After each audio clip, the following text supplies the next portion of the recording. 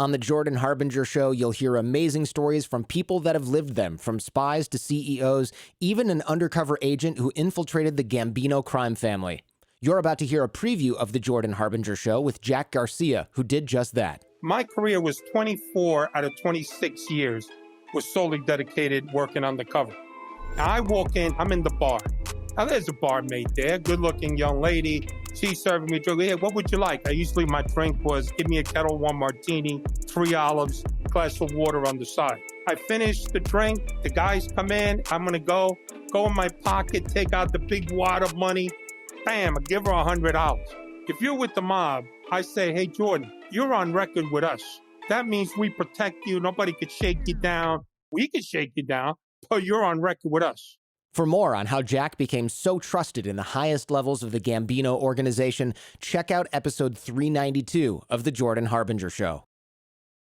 This episode is brought to you by Progressive Insurance. Hey guys, whether you love true crime or comedies, celebrity interviews, news, or even motivational speakers, you call the shots on what's in your podcast queue, right?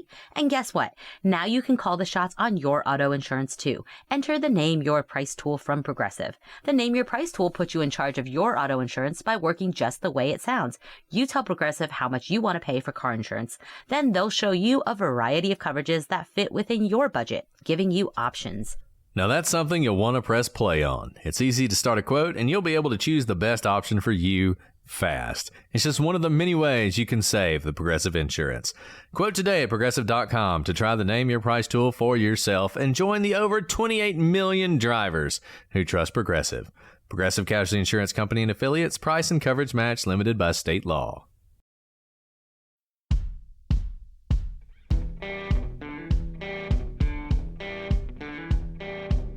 I'm Brett. And I'm Alice. And we are the prosecutors.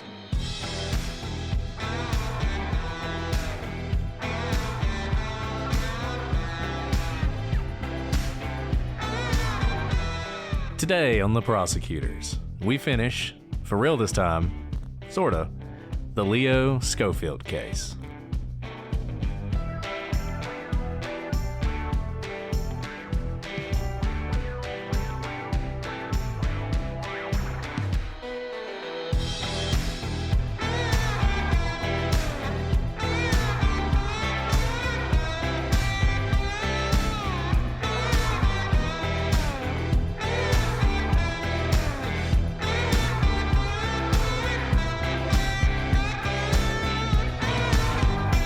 Let's get back to Leo, because we just told you that you likely and we would have convicted if we heard what the jury heard based on the prosecution, based on the witnesses, and based on, more importantly, what the defense presented there.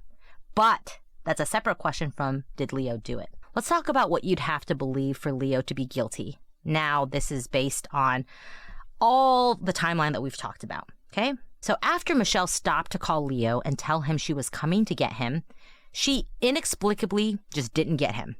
Then for nearly 4 hours, she disappeared. She wasn't with her friends. None of them saw Michelle that night.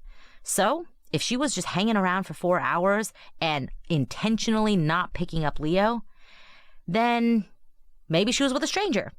However, there's been no one who's ever come forward to say that they were with Michelle that night. No friends, no strangers, no one. But for Leo to have killed Michelle, she must have been somewhere doing something for a very long time, 4 hours.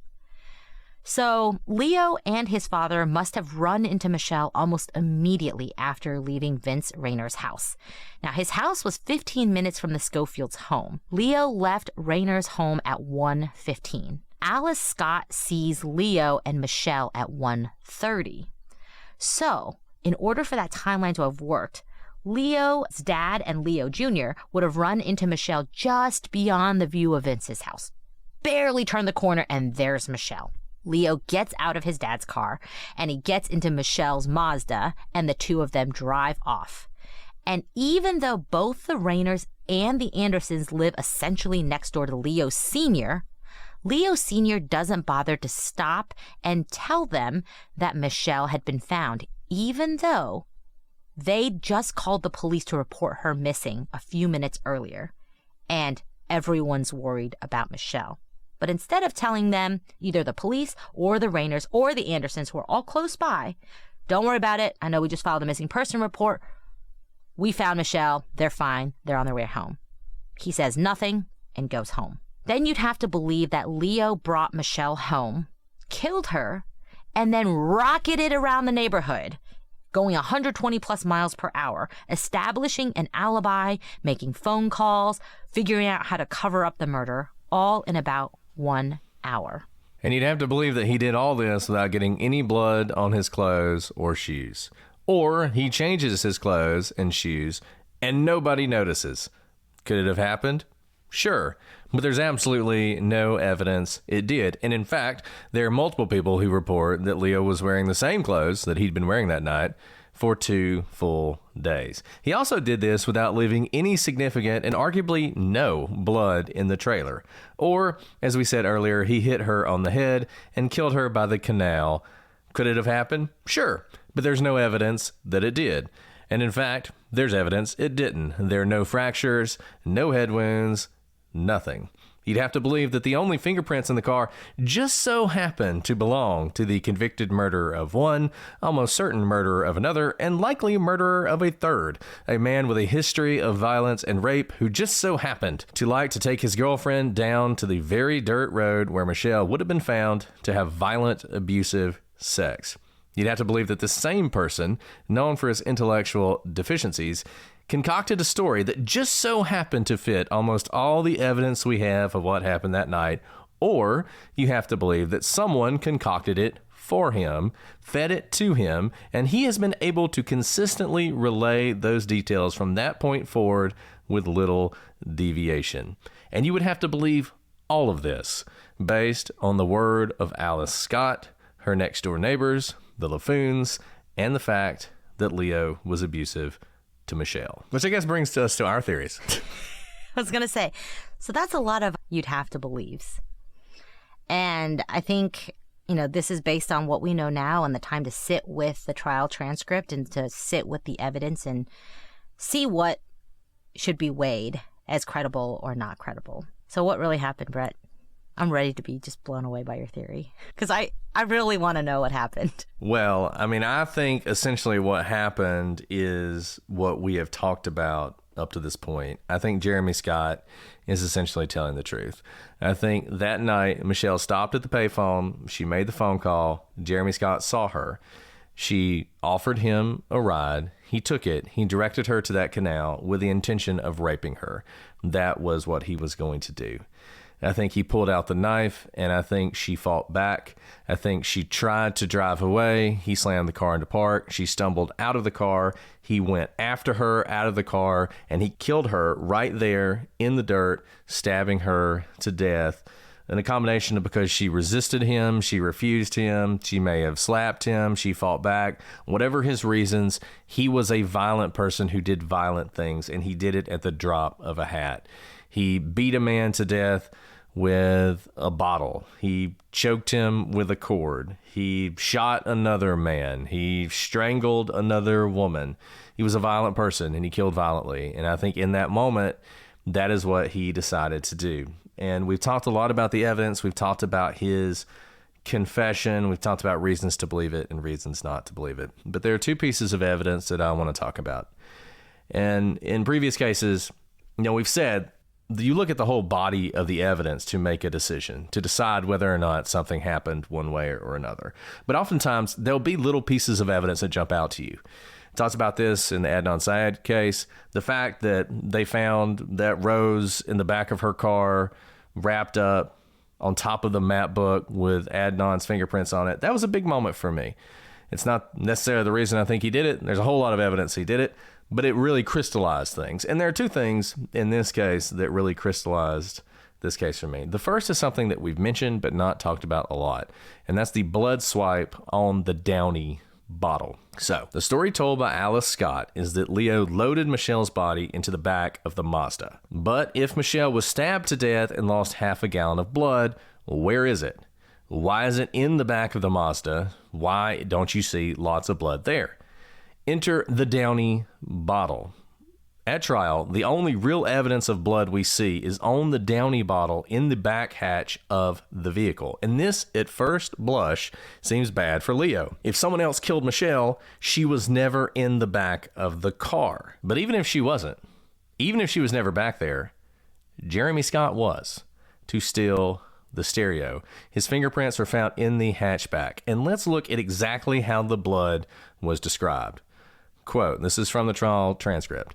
It was a smeary, superficial stain on the bottle. The stain was too limited to go any further than the ABO blood test.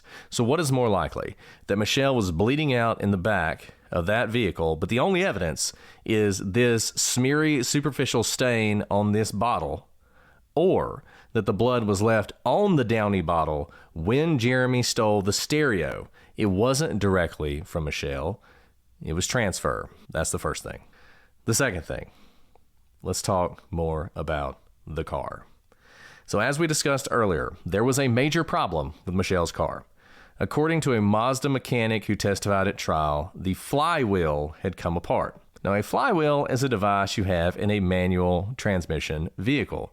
When you start a car with a manual transmission, the flywheel gets the engine going and it keeps it going. It then continues to spin as long as the engine is on, allowing the vehicle to shift gears smoothly and allowing the energy from the crankshaft to spin it at a constant speed. If all that's gobbledygook, it helps you start the car, keeps the car going. That's what it does. But we have a bit of a problem here. The Mazda was an automatic.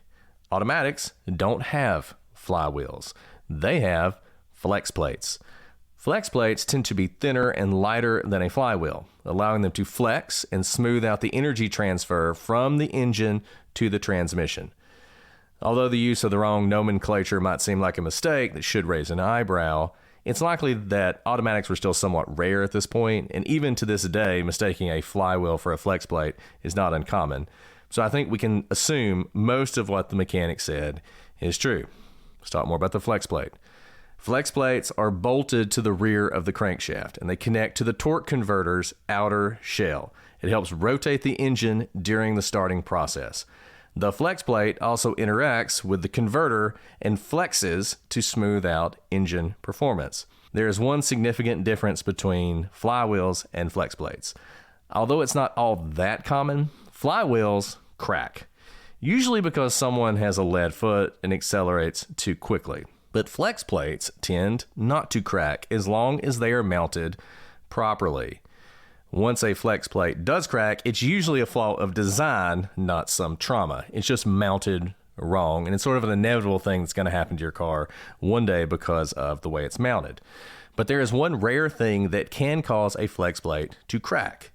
If the torque converter, which is heavier and more massive, is slammed into the flex plate, it can crack it. And what would cause that? Engine braking. So engine braking is when you shift into a lower gear to slow down your vehicle rather than applying the brakes. This can be a delicate thing, and if the engine is revved up when you do it, the force that will be applied to the flex plate can be severe. Ordinarily, engine braking is shifting from drive to low, but an extreme version would be going from drive to park. And interestingly, that's exactly what Jeremy says he did. The story he tells is that Michelle tried to drive off and he put the car into park. This would almost certainly explain the damage the mechanic found. And what happens when a flex plate fails? The car loses all power, which is exactly what seems to have happened to put the car on the side of the interstate, unable to be cranked or to move further down the road. If Jeremy is making up his story, it is astonishing that he would randomly include a minor detail in the story that just so happens to solve one of the great mysteries of the case. But what if Jeremy isn't telling the truth? That presents a real problem. Just driving down the road is unlikely to break a flex plate. It just doesn't happen. It's not entirely clear how Leo would have broken the flex plate, but he would have had to have done it when he pulled away from the murder scene the last time. The car would not start with a broken flex plate, and with a broken flex plate, it would have been rather loud when running. Alice Scott said when she saw the Mazda pull up, it was silent. And of all the things about this murder, the broken flex plate is one that is difficult and maybe impossible to reconcile with Leo's guilt, but it fits perfectly with the story that Jeremy Scott tells. I am filled with so much weight because what you guys just heard, I hope you recognize that Brett is not a mechanic, but the massive amount of research he put into figuring out something that no one figured out at trial, which is that there was no flywheel. That's what was testified to. There was a flex plate. And therefore, there was no investigation into basically what could have caused this to happen. Now, they did not know Jeremy Scott's story at the time. And this is not one of those things where the flex plate always breaks because of X, Y, and Z.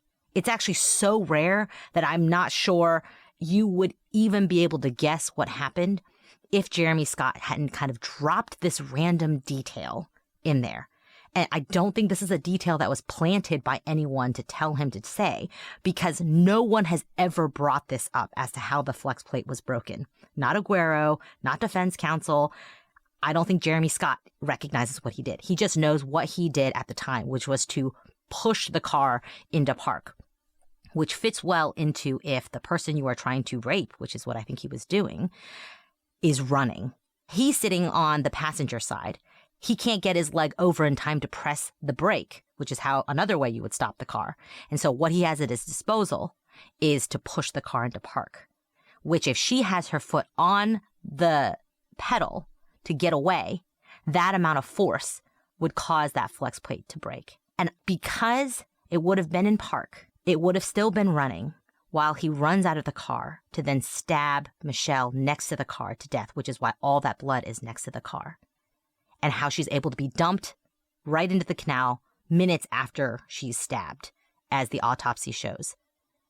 And he never had to restart the car because he wouldn't have been able to at this point. He can just move the car from park while it's still running to drive and drive away, probably pretty noisily, but no one's around to hear. And he's actually trying to get away. He doesn't leave the car there. He doesn't dump the car there. That's his only option because the car just stops. If it's Leo, and let's say Leo kills Michelle by the canal, they're together. It makes no sense for him to slam on the car into park when he's driving away after the car has been parked. It wouldn't have started whatsoever. I mean, the reason there's so much weight for me on what you've just explained about the flex plate is that this was information that could have been researched back in 1987. I don't think the defense could have explained why Leo didn't do it, but I think it adds an element of doubt for the jurors to reconcile with the prosecution's story as to how the flex plate broke and to reconcile it with voting to convict Leo. But this was not done whatsoever at the time.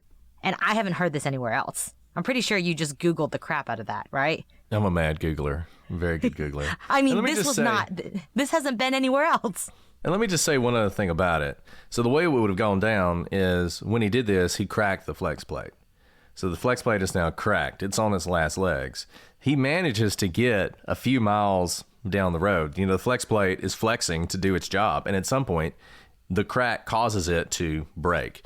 And once it breaks, the car loses all its power and he drifts over to the side exactly where the car's found. The car's still in gear. Remember, they tried to get the car out of gear. They couldn't get it out of gear. Like, all this fits with that being what went down.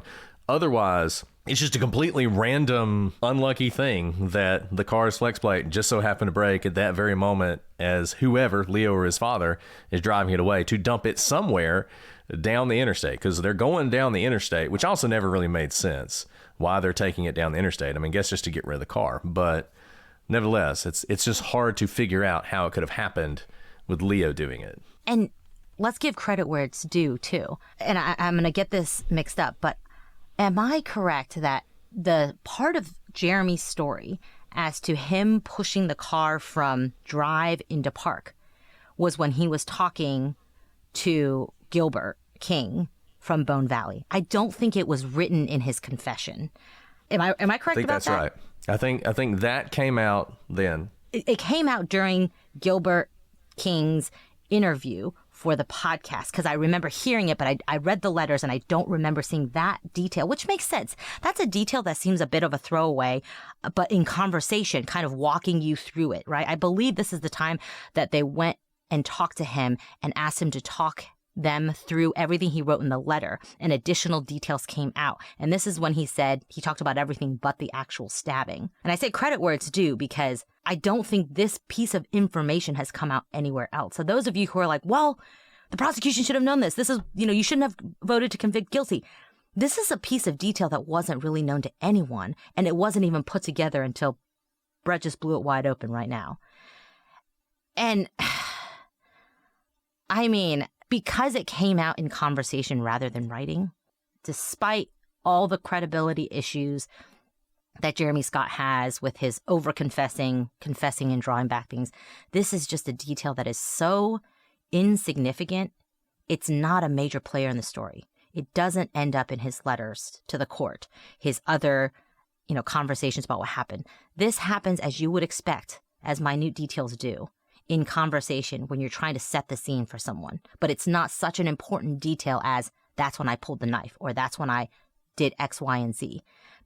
But for this flex plate issue, that little snippet of the story doesn't really matter. And because of that, when he says it, I can hear him saying it now. It was just pulling into his memory, trying to remember and set the scene of that night. Despite his credibility issues, that particular fact rings true to me, that he didn't make that up, nor did someone tell him to say that. Nor was this really highlighted in Bone Valley. If you have any thoughts about like him being coached by his interviewer, for example, to say something, because this wasn't highlighted as part of the story. It was just part of a story. And this is heavy because I do think Jeremy Scott did it. I don't think this was known in 1987. Was it knowable is a different question. If you had a different prosecutor, if you had a different defense counsel, if you had a different break with the fingerprints matching, because the evidence fits so well, both with Jeremy's own words, but also with what we know about the evidence that night. But without an alternate suspect at the time of trial, I think it was a really, really hard uphill battle for Leo. Yeah, I don't know. I thought about this a lot as far as how did this happen and who is to blame. And I think there are a lot of people who you can point to as having some responsibility here. One of them is Jack Edmond. And I've gone back and forth on whether Jack Edmond was ineffective. And you guys have heard me talk about this. And on the one hand, I think from a purely legal perspective, he probably wasn't. Just the standard, it's really hard to be ineffective. It's really hard. But practically speaking, he did not do anything that Leo needed him to do. Leo needed him to spend, I don't know, a couple days researching his case before he tried a murder case. He needed to read all of Alice Scott's statements, and he needed to read all of the LaFoon's statements ahead of time. I don't think he fully prepared for their cross-examinations. He did a good job with what came out in trial, but he didn't come, loaded and bare, ready to attack their inconsistent statements. So he did a great job cross-examining off the cuff with no research. And you know what? Like 90% of the time, you can get by. Except getting by in this instance potentially means an innocent man in prison. ExpressVPN is an app that lets you change your online location so you can control where you want Netflix to think you're located. They have over 100 different locations, so you can gain access to thousands of new shows no matter where you live. This works with many other streaming services too. Disney Plus, Hulu, Max, BBC iPlayer, which is a free option normally only available in the UK. And I gotta tell you, I've used VPNs in this way a couple times. You guys might remember we watched movies with a bunch of people over Christmas holidays. We were trying to find movies. I was able to find any movie I wanted to see because I could always use the VPN. Not everybody in the movie watching group was able to do that. Another thing, I really enjoy the biathlon. It's one of my favorite sports. And whenever the Olympics come on, I want to watch the biathlon. People in Europe love the biathlon. People in the United States, not so much. But with a VPN, I can appear to be in Europe, and then I get access to all of the sporting events I want to see. Here's the thing. It's super fast. I can stream anything in HD with no buffering, and it works on any device. I can enjoy my shows from my phone, laptop, tablet, TV, you name it. It just works. And it encrypts your data, which you guys know I really care about. ExpressVPN protects your privacy and security to keep you safe from hackers. So stop missing out on great TV and get thousands of new shows with ExpressVPN. We got them to give you guys 3 extra months free when you use our special link link, expressvpn.com/prosecute. That's expressvpn.com/prosecute to get 3 extra months completely free. This show is sponsored by BetterHelp. What's the first thing you'd do if you had an extra hour in your day? Maybe you'd go for a run. Maybe you're like me and you'd take a nap. Or maybe you'd read a book or hang out with friends. We all spend our lives wishing we had more time, but we know it's not unlimited. Well, here's the thing. A lot of times, we're just not making ourselves and the things that matter to us a priority. And one way to figure out what matters to you is therapy. And that's where BetterHelp comes in. Therapy can help you find what matters to you so you can do more with the time you have. If you're thinking of starting therapy, give BetterHelp a try. It's entirely online, designed to be convenient, flexible, and suited to your schedule. Just fill out a brief questionnaire to get matched with a licensed therapist and switch therapists anytime for no additional charge. Guys, we all go through lots of things at different times, and there is absolutely nothing wrong with reaching out for some help, and BetterHelp is here for you. Learn to make time for what makes you happy with BetterHelp. Visit betterhelp.com/prosecutors today to get 10% off your first month. That's BetterHelp, HELP.com/prosecutors. And I think he definitely bears some responsibility for it, and I think he can't escape that. I think the other person who bears some responsibility is John Aguero, and we've already talked about that. John Aguero was in a position where he could have stopped this. He should have stopped this. And he should have stopped it because of everything he knew. He just wasn't in a position where I think he could have gone forward with a case confident that this person was guilty beyond a reasonable doubt. And how do I know that? Because I believe Leo when he tells about that meeting. And one of the reasons I believe it is because he did basically the same thing with Jeremy Scott. He had a meeting, just him and Jeremy Scott, right before a big hearing. He has a pattern. He has a pattern of doing that. And so I absolutely think he had that meeting. And so he is to blame. You know, the state of Florida gets a lot of blame. People blame the state of Florida a lot. The one thing I'll say about the state of Florida, I fully understand why you defend a conviction. We've talked about this before. It is your responsibility to defend a conviction. It's the defense's responsibility to attack it. And I don't have a problem with defending a conviction. There is one issue that does bother me, and it's the fact that the state of Florida relied so heavily on the evidentiary rules to prevent a lot of the things about Jeremy Scott that makes you think he was responsible for this, because it wouldn't necessarily have come into a trial of Jeremy Scott. And I get that. And that may be the standard. But you can't ignore the fact that he was familiar with that area, that he had taken girls there before, that he had sexually assaulted girls there before, that he's committed probably 3 murders. These are all things. I think you could get most of that in, actually, under various evidence rules.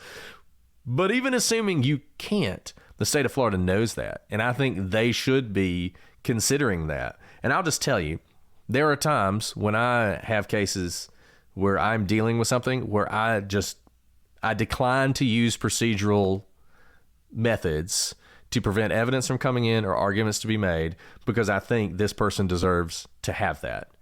And I may argue against it, but I'm not going to stop you on a procedural bar when you may actually have a viable argument. I will use procedural bars all day to prevent me from having to respond to frivolous arguments. I will do that. But when you actually have a good one, there are a lot of times I just don't do it. And I kind of feel like maybe the state of Florida should have just declined to argue the procedural part and just say, let's just consider all the evidence and see whether or not a reasonable jury, if they heard all this, would have found Leo guilty. And it's just really hard for me to believe that if in 1987, Jack Edmond had been able to say, these fingerprints belong to a known murderer, that the jury would not have had reasonable doubt.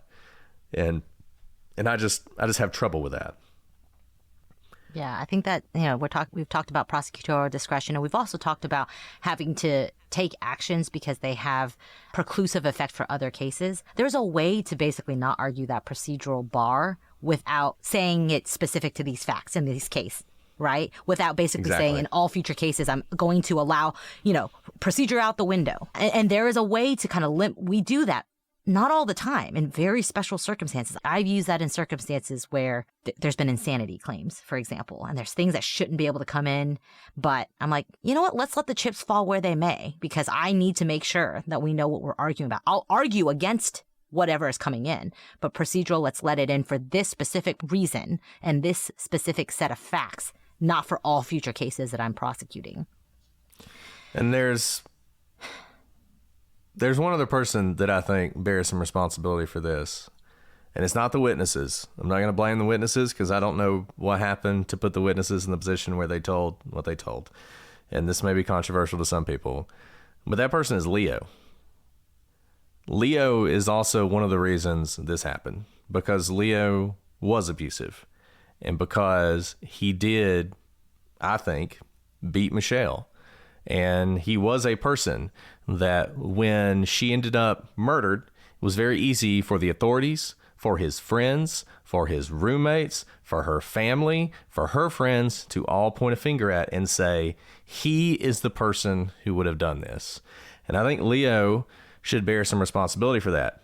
I'm not saying he should be convicted for murder because he was a domestic abuser. I'm not saying that at all. I'm not saying he should have spent 30 years in prison because of that. But I think it is a fact.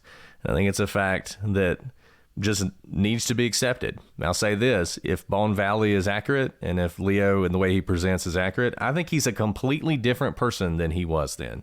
I think he has completely turned his life around, and that's commendable. But I don't think you can ignore the fact that if Leo was as abusive as people say he was, I don't know how that would have ended.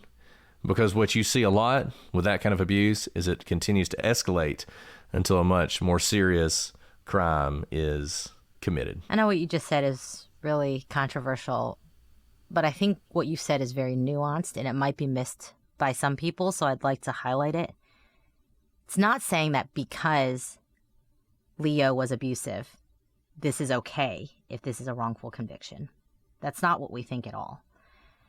It's unfortunate that the prosecution was able to call dozens of witnesses to talk about just how abusive Leo was.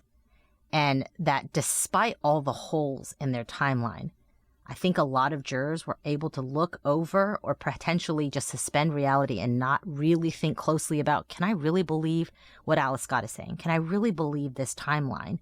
Even though it wasn't presented to them in that way.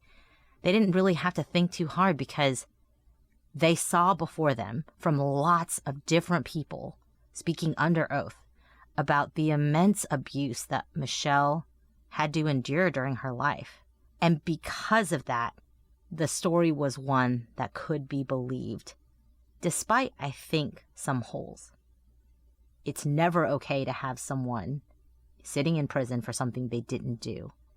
But I think the fact that you have the LaFoons right after the report basically saying, like, what a bad guy Leo is, made it so that whatever may have happened in the 15 months from the time they first spoke to the police to when they remembered seeing the truck and the Mazda together at the dump site and seeing Leo and his dad there was not that big of a leap in their minds and may have made them vulnerable to being molded in their memory because of what they knew Leo to be like.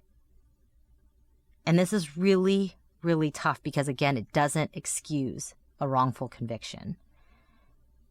But it also makes me really sad when we only see one side of this. And Michelle is the one who is, it's really sad. It sounds like she was met with a lot of abuse before her death. And her death was, unfortunately, kind of an extension of this very violently abusive life that she had. She happened to meet with, like, one of the most irrationally violent people I've ever read of. Reading about the murders that Jeremy Scott has committed, it's shocking how easily triggered he was to carry out some of the most violent acts that I've ever read. And she happened to be there, thinking she probably saw someone she recognized. And what's the big deal of giving someone another ride? She's been in the same situation, without a car, without a driver's license. It's raining. Help a friend out. But he was no friend. And I think this is all important to note because the two men who, are like the main suspects in her life, I think dealt a lot of violence towards her. And to pretend like that didn't happen, I don't think serves this particular situation right, but it also doesn't prevent us from committing these same errors in the future. It's helpful to recognize that if you have a particular defendant who's charged, who does have a violent history, how does that affect witnesses' testimonies? How does it affect it over time? How does it affect you as the investigator or the prosecutor or the defense counsel and how you view this particular defendant who's charged with the crime? Because we've said this about liars, right? Just because you lie doesn't make you a liar. I don't know what would have ultimately happened to Michelle and Leo if they continued that relationship. But by all accounts, it wasn't turning around in terms of the level of abuse. It was very serious. And thankfully, it seems like Leo has completely done a 180 with his life. That's incredible. And I hope that to be the truth. But this is all a very, very heavy reality. And reality is ugly. And there are many facets of it. But I think it helps us to understand why we arrived at where we are today by looking at all of the good, bad, and the ugly of the case. And I think one of the things you said is so important.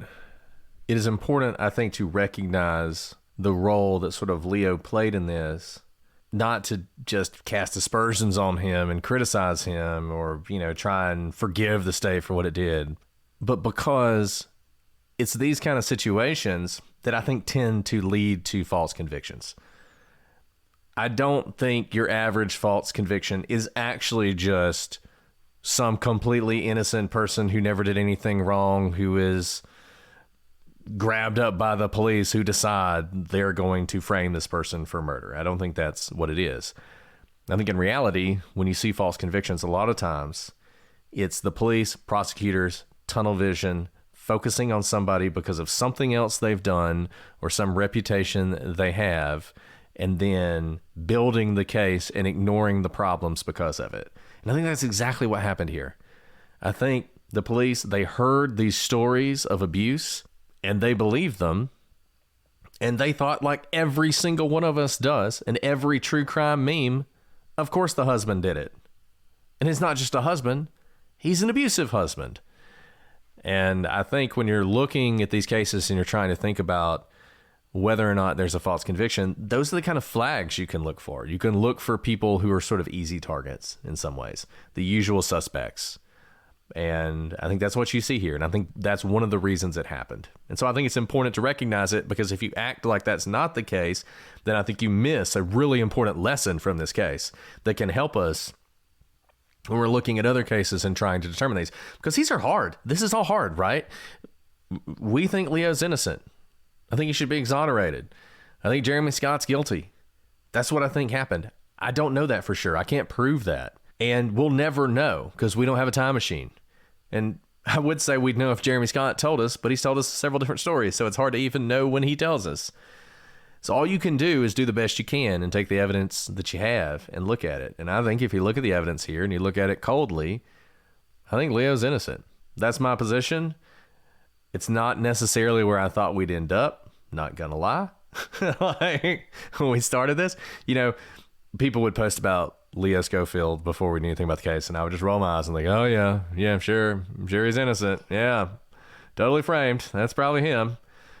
But then you look at the case, and all of a sudden, it really This is the 1 in a million case. I mean, where it really the is. fingerprints actually come back to a known killer in the area. I would say I'm not laughing at that. I'm literally like exhaling, and this situation never happens, and then it happens, and I don't think we would have come to the same conclusion back during the trial in the 80s. But this whole situation is very heavy. The thing is, you don't have to take, what's crazy about this case, you don't have to take these huge leaps of logic to believe Leo is innocent. You don't have to discount all sorts of evidence to believe Leo is innocent. In fact, usually what you see happening in these innocence cases is people will discount all sorts of evidence on the basis of like one eyewitness. One eyewitness will remember something weeks, months, years later that's sort of inconsistent with a person being guilty, and people will just grab onto that like that must be the truth, and therefore everything else must not be right, and we can just discount all this other evidence, and it must have been a conspiracy and all this other stuff. In this case, you have the opposite. In this case, you don't really have any solid evidence that he did it. What you have are some people. You have some witnesses who said he did it, and you have the fact that he's abusive. And that's basically all you have. And then you start seeing all these other problems, and it's kind of, in so many ways, the opposite of what you normally see in sort of an innocence case. In this case, the prosecution's case is all based on, do you believe this eyewitness? Or do you believe the timeline, the way things had to have happened, the fact that there's a serial killer's fingerprints in the car? There is a serial killer's fingerprints in the car. Like, it's hard for me to get past that. Put aside Jeremy Scott's confession and whether or not you believe it's true or he was fed or whatever. I mean, wow, that is like reasonable doubt personified.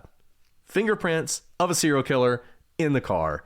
Hard for that not to be reasonable doubt, whatever else you may have. Now, no matter how good your eyewitnesses are, when you have the fingerprints of a serial killer in the car, I kind of feel like that's enough to get a new trial, personally. But I wasn't the judge, obviously, in this case. So Leo has now served about 35 years in prison.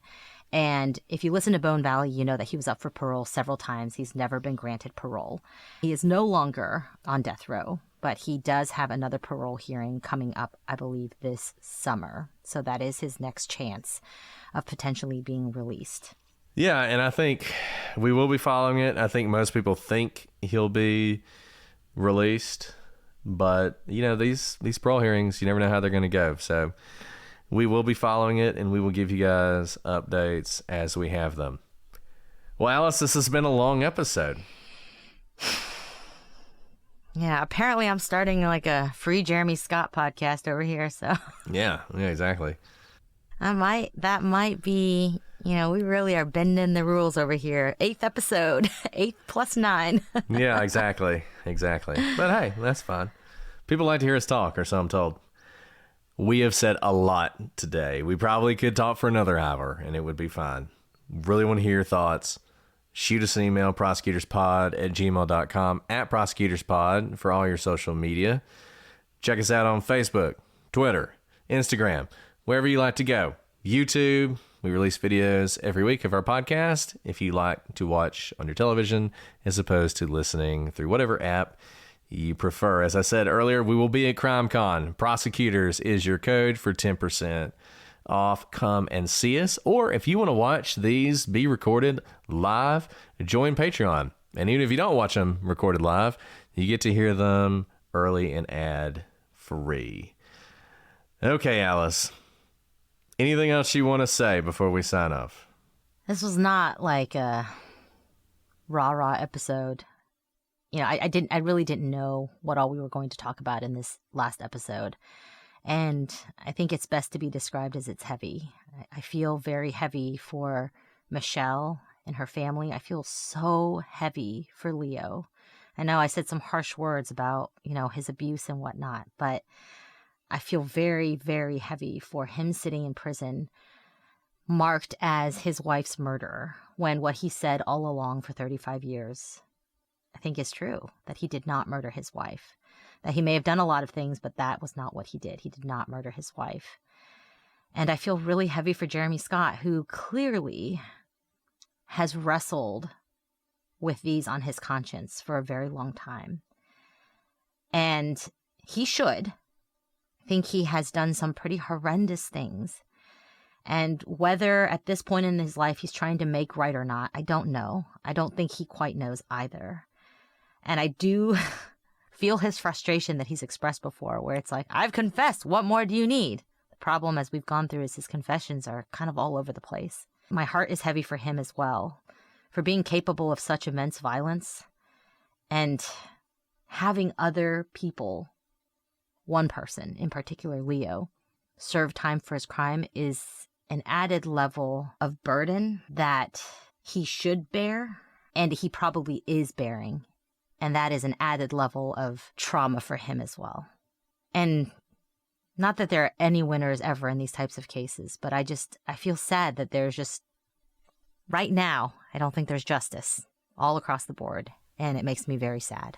Well said, Alice. And I think that's absolutely true. This is a tragedy all the way around, and I don't normally have much mercy for people like Jeremy Scott. Jeremy Scott has done so much evil in this world to so many different people, but you read Jeremy Scott's history, you listen to Jeremy Scott, you realize that this is truly a tragic case on so many levels, and I'm glad we covered it. It's been enjoyable in the way these cases always are, and not enjoyable in the way they always are as well, but I'm glad we did it, and I think, I'm comfortable where we ended up, so we will see what happens in the future. Okay, guys, well, we'll be back next week, have sort of a special treat next week, so I hope you guys will join us for that, but until then, I'm Brett. And I'm Alice. And we are the prosecutors.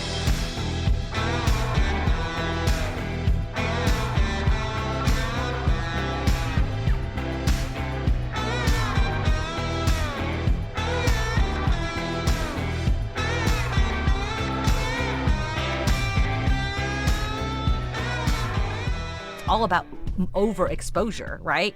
And so if you do it on Super Bowl, you already have a massive audience, the biggest audience ever, because she flew 13 hours from Tokyo and made it on time. Then they win. And then another separate event. Yeah, no, they would make so much more money that way. He proposes then, and then you have all the post-proposal media blitz. Planning the wedding and that's what I'm saying. You're still going to have the media blitz, but then you have the Super Bowl, which you make a bunch of money on. I'm talking about the more eyes on different things. If this was just media, you have the Super Bowl. You already have like massive eyes on it.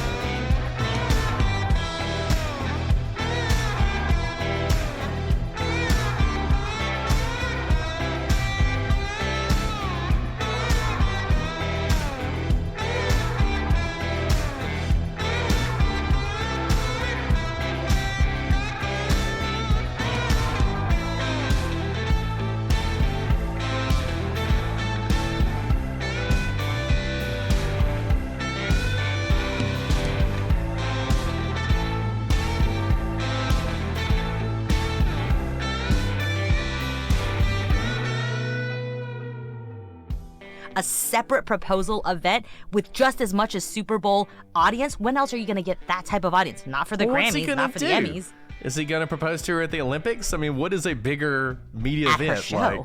At her show. There aren't 1 billion people watching her show. Oh, they would make it happen. They would make it happen. Anyway.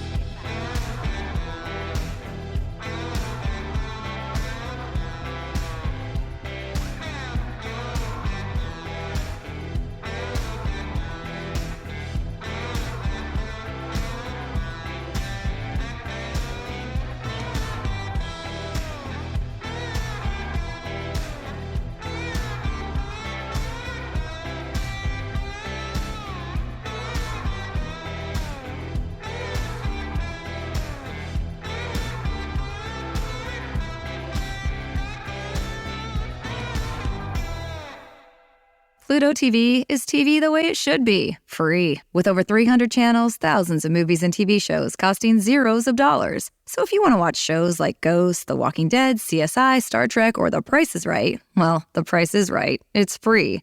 Hit movies like Braveheart, Sonic the Hedgehog, Anchorman, The Legend of Ron Burgundy, or Mean Girls won't cost you a thing, because everything is free. All you have to do is download the app, which, by the way, is also free. Pluto TV. Stream now, pay never.